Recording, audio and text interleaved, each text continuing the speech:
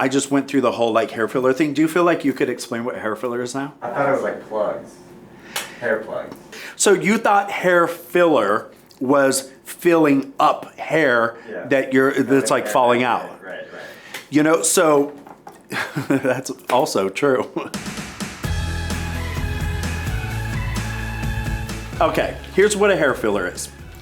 When we bleach or lighten the hair, we are essentially taking the hair color pigment out of the fiber. You with me? So when you are bleaching your hair or lightening it, essentially what we're doing is going in and taking out pigment. So red, blue, yellow, we're trying to take it all out, right?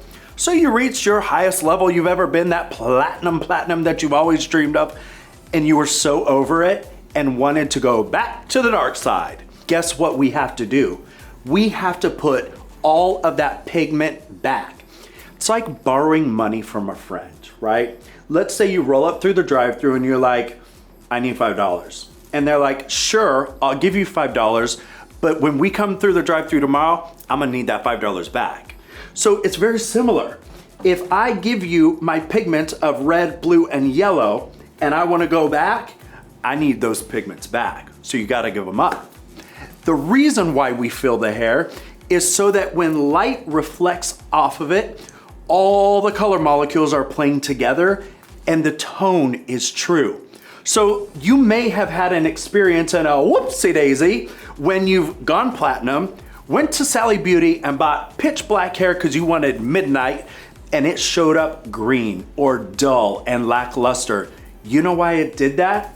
Because blue and yellow make green.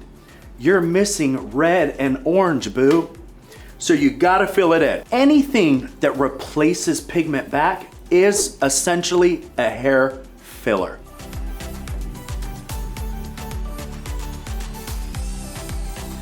Make sure you turn on your notifications and go ahead and like and subscribe so you don't miss any of the others. Tons of information. Girl, bye.